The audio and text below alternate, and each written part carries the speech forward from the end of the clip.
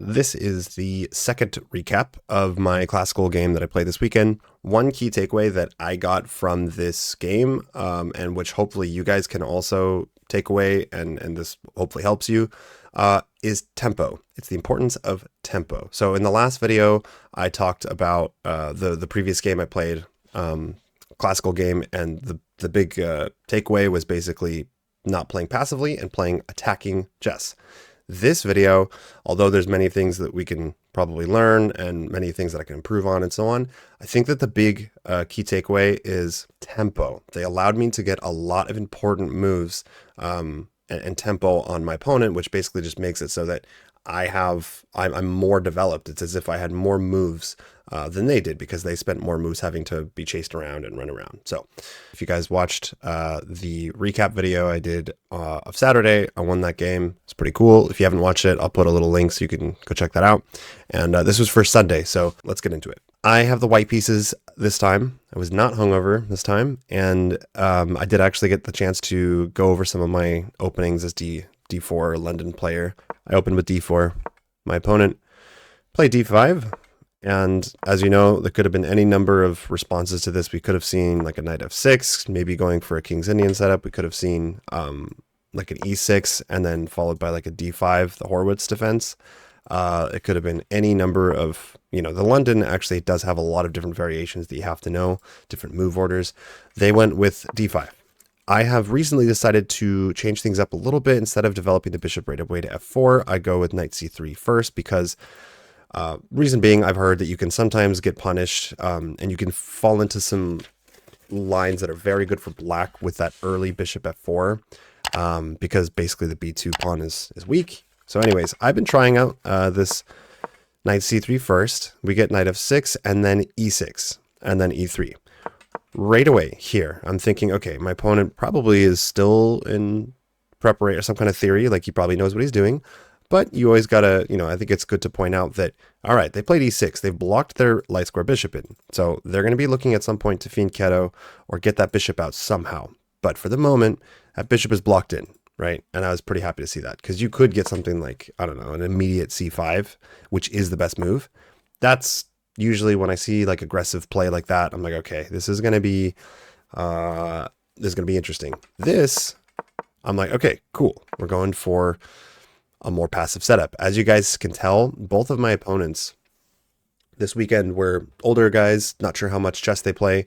And, you can kind of tell in their play style, it might be more common to just try to play more solid, like your Anatoly Karpov. I'm not necessarily facing like a bunch of tals, right? They're not like coming at me guns a-blazing. Knight b to d7 is a good example of that. Like, it's solid, and I recognize that. I thought it was probably a pretty solid move. The bishop's not getting out soon anyway, but it's not like super aggressive. Anyhow, I decide to go knight b to d2 instead of c3 right away, just to add some protection to the e5 square, develop my pieces first.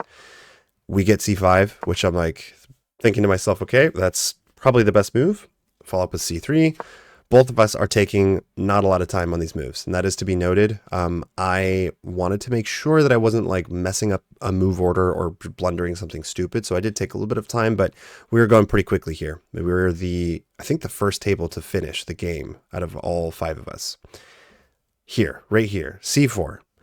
Now this is weird, because when I analyze, I swear to God, like Stockfish changes its mind, because I analyzed this yesterday. Maybe I messed up the move order, but it was marking it as a mistake. Oftentimes c4 is a mistake, but it's kind of like a mistake is only as good as, it can be punished, right? Or exploited. And on the flip side, like, at the same time, if I don't know that this is not really a mistake, and if in my head I'm thinking, oh, this is an inaccuracy, or this is a mistake, I talked about this in the previous video, you might be slightly wrong, I might be slightly delusional, but if in my head I'm feeling confident and good, that definitely counts for something. So when he played this move, I thought that it was a mistake, and because you basically follow up with b3, which, wow, the computer actually doesn't like. Interesting. Usually, okay, now I'm actually curious, because then when I analyzed this in the train, on the metro, it was saying that it was the right action, the right course of action, and that c4 was a mistake, but it looks like it doesn't want that. It wants h4. Okay, well, h4, interesting. So I guess we just leave that and let's see if they go for like an early b5. Then we play a4. If they keep pushing, then we go a5. Yeah, see, this is not, I don't like this. I don't like letting them grab all that space. I typically have problems with them then coming down and attacking b2 and whatever, having these pass pawns. So anyhow, I went for this b3 and then a4 simply because that pawn, if they were to go a6, is already a mistake. Actually, it's a blunder because it's a free pawn. They can't take back. They lose the rook. So for that reason, I'm thinking, all right, good. I already have the advantage. All of this was played pretty quickly, and my opponent instead played bishop a6, which I knew they were going to. I was looking and calculating for them, and I thought, they're going to play bishop a6 because it gives them a good way to, get that bad bishop out.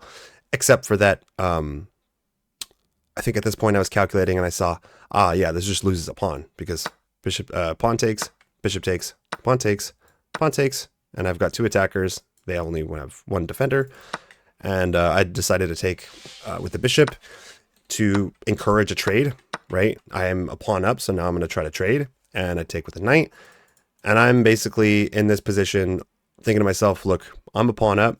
I also have more activity or more develop. I have a lead in development. I have a healthy center. I can, grab the open B file, although there's this pass pawn, but I'm looking at this position and I knew that I was better. I knew that my opponent blundered a pawn, so it was starting off really good. And then we keep playing. So knight d5, I think I did actually miss this, but it's like, it didn't matter because I had to grab that pawn, right? And here I decided, look, it's not the end of the world if I have to give up my bishop. I'm going to keep the material. And so I move the queen up to defend and just kind of centralize. And they take the bishop, which is fair enough. And the reason, I think what I was thinking here is that queen d3 takes on f4. I'm just going to go for like that knight on e5, right? I'm going to go on knight e5 so that they can never really, or they shouldn't ever really take it, because I'm just going to take back and get a really nice pawn chain in center. So there, this f4 I knew was not that bad.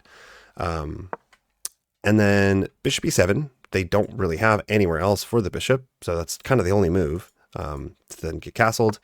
I immediately jump in with the knight to e5. My thinking here was, yeah, simply that, well, if you take my knight, obviously this is going to be really good for white. I can castle and then maybe even go for, I don't know, like f4, f5, or try to push these pass pawns. But anyhow, they didn't take. They went queen c7. And I don't think when my opponent played this move, I don't think I immediately recognized it as a mistake, but I just thought, well, obviously they don't want to take my knight, right? Because it's just going to help me. So they decided to, oh yeah, here's why. Okay, so because if they castle, then I'm going to take your knight and get a tempo on your queen and get my knight centralized. And this is now an amazing knight. If you ever want to try to threaten it and take it, whatever, like I'm always just going to take back with that f pawn. If you play f6, it's probably fine. I mean, in this position, it's totally not. But if you play f6, it's just going to start to weaken your position, I thought. So I would be okay if they eventually were having to play that to kick my knight out. So anyways, here they played queen c7, which is actually even worse because now I can take, queen takes, same thing, knight e5, which it actually says is a miss once knight b6. Yeah. So I missed this tactic. No excuses. I was just so fixated on this knight e5 that I thought, well, look, I know that this can't be a bad move, right? Like I know it's probably pretty good. It might not be the very best. Sometimes you just make the decision to not take 10, 15, 20 minutes on a move and just play a good, reasonable move. But yeah, I definitely should have calculated a little bit more to see here that I had knight c6.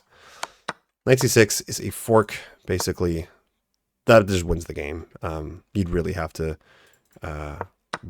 blunder pretty bad to throw that game away. But I went for knight e5, which is still better for white, but a little bit more complicated. So I get a tempo on the queen. queen moves down to d5, which right when I played this move, I was like, yeah, they're going to play queen d5. That's definitely the best move. They did. And then at this point, they're not only centralizing their queen, but they're also hitting the g2 pawn. So I kind of have to castle, which is what I did. So we get castles, castles, and then c4. I was planning on playing this move anyways. I think it's just a good move. Kick the queen out. Don't let the queen take up that nice central square. I also, I think, saw in advance that maybe my opponent is actually going to go back to b7 and let me get a free tempo again on the queen. So at this point, I'm basically thinking, yeah, this is good. I'm a pawn up. My position on top of that is good. I know I'm winning. It's just time to convert. Here I played g3 because I thought that it's possible they're going to go for f6, and after I move the knight, I don't know, somewhere this f pawn would have been hanging. Like if I hadn't played that, and let's just, I don't know, some random move, I have to go back. They take, and I'm like, I just don't want to give them any chances. I don't want to give any material back. I want to play attacking chess, but also prophylactic chess, and just make it like impossible for my opponent to find counterplay. So I played g3. I realized that they had no like crazy attacking move that would throw me off guard, right? And you have to calculate this. I would not have played this move if I saw that they had some move that's really going to force me into the defensive role. So I took the time, played g3. My opponent went for rook f to d8, which is perfectly reasonable because now I have this somewhat weak pawn on d4, but it's not, being taken right away. I have some time to defend that. I decided to go queen e4 to basically just take control of all those light squares, right? The knight is defending, doing a great job of defending some of those squares. The queen is really having to operate on the dark squares, and I just thought it was a good square for the queen. And yes, so when I played this was probably the moment where I thought the longest because there were a lot of different possible responses to this, and I had to be careful. I did not want to blunder. So what I was thinking was queen e4, what if f6, and let me think here. If f6, which is an inaccuracy, knight c6, yeah, I don't even know if I saw this move because e6 check is lingering there. Gosh, what was I thinking here? I think I was actually just going to maybe go back now that my knight did its job, and now it can come back and basically defend d4, and black is slowly, it's like they're kind of weakening their pawns there. I thought knight back to f3 would be okay, which clearly now that we are seeing it, it's not. Keep in mind, I'm doing this all in my head. I'm having to calculate and visualize in my head. So sometimes it's not as great as it should have been. And then I also was looking at the move f5, which would have been possible. And I think at this point, what was I thinking of doing? I was calculating, yes, this. I was calculating something like queen c5, trying to get a queen trade, and, forcing more trades just because I'm a pawn up, right? Like if I can force trades, that's good. I was calculating a whole lot of stuff. But then I thought, bishop f6 is probably going to be the move. That's probably the best move is black, and they're probably going to play that. What's my response? Because they're adding kind of indirect pressure on d4. If I move the knight, unless I move it back here, right, they're going to take on d4. But I had a plan. So my plan was, okay, bishop f6, rook b7. You have to move your queen. This is forcing. You can't take here. I'm winning your queen, and this is completely winning. So you have to do something with your queen. Okay, and then I calculated queen d6, and then at this point, my visualization skills do have their limits right now, but I saw kind of this far, and that, okay, the queen can take here, but I have this x-ray on the rook on a8. So I just kind of thought this has to be good because, yeah, if they're going to take here, I have ideas of moving my rook and taking on a8. I decided in this position to take on a7. And I believe the best move here, although rook takes a7 is clearly winning, the best move is actually knight takes on f7. And I saw that move. And so this is kind of the second takeaway you guys can, get from this game as well as myself. I saw this move. All I needed to do was calculate, and I had the time. There's no reason I should not have found this move. Knight takes on f7. The reason I didn't want to play it was because I thought, well, I don't know. I was thinking this doesn't work because he's just going to take here, and now the fork, it's no longer a fork, right? Because I just saw this, basically. I saw this, and I was like, well, this doesn't look all that great. Now I'm kind of having to be careful with my knight. If I drop back here, he's going to probably snap it off. And I saw that position in my head, and I thought, it looks like it's not as winning as I would like it to be. But what I missed was that knight takes f7. If you take here, I take on e6, and you're walking into a discovered attack. You can't go here. You can't really go anywhere to try to, you can't go anywhere to try to get the queens off the board or to attack my queen. You're going to have to move your king, and this, that's just like, yeah, you're dead in the water right here. I missed that, which is kind of a shame, but I did still find a win here. I saw that after basically, if he takes here, right, I have queen takes. If you take my queen, you lose a whole rook. If you decide to take this rook, then let's see. I take, here I would just take there. I just saw that it would be really good for me if they actually decided to take on d4, and that probably the best move is to first take on a7, but that this would just ultimately lead to a bunch of trades where I'm a pawn up, and these two like outside pass pawns are going to be really hard to deal with. So I thought at the very least, I'm going to trade, follow the principles, and I'm just thinking of trading down, going into a winning endgame. So we get this position. They took on a7. I took back on a7. They take on d4. I was thinking, and I calculated all this, queen takes, rook check. The computer does not actually like this. It wanted c5, but yeah, that, you guys can tell this takes a little bit more calculation, right? I don't know. I didn't know for sure if that pawn was going to make it. What I did see was that if I go here, it's forcing a trade. You go here, you lose on the spot, right? You go bishop blocks, you lose on the spot. You go rook blocks, well, then I can trade everything down. And I just looked at this position and thought, I'm going to trade the bishop and the knight at some point if I can. And if not, I'm going to make you chase down this pawn while my king finds a way to get around and take those pawns, right? I'm going to use this pawn as bait. I just figured this was winning with a pawn, I'm a pawn up and an outside pass pawn like this. Actually, to my surprise, I was analyzing this in the metro on my way home, and it actually isn't. At some point, I messed this up, and my opponent could have drawn this game. So I got a little bit careless, and I was playing a little bit faster than I should have, because I just thought it was just clearly winning.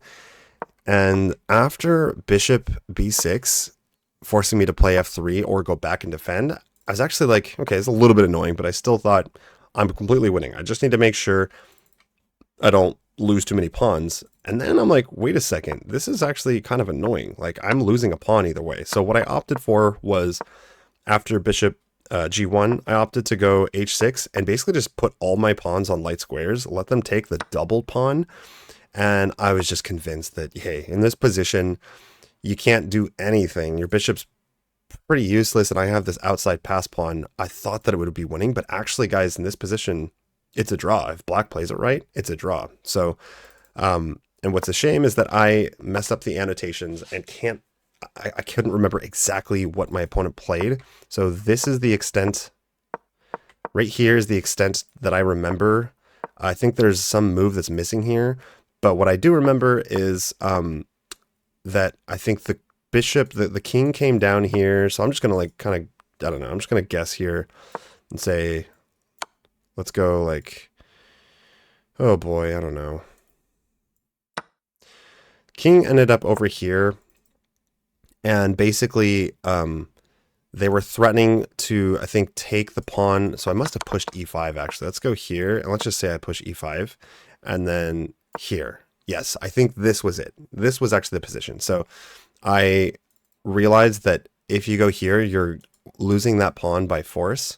So I'd calculated this. Here it takes, you take my pawn, but I take here. And then, let's see here. After knight g5, I'm forking more of your pawns, and I just figured it must be winning. My king is closer to the pawns. This is still not super obvious, though. Like, white is winning, but it's not. You make one wrong move, and it could have gone wrong. So I am glad that I actually won the game, but my opponent admitted,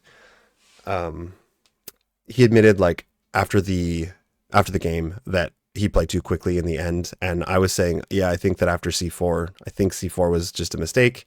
And, because I want a clean pawn from that. But he kept insisting that, no, I think like, he kept insisting that he played too quickly in the end game. And he was actually right. He actually could have drawn that in the end game. So he did play too fast, and I played too fast. That's the other lesson. Don't play too fast in the end game. If you have the time, take the time. End games are complicated. Make sure that you're doing it right. And so let's just take a look at this though, because I want to see in this position, right? It's a draw if black plays it right. So the computer wants f4.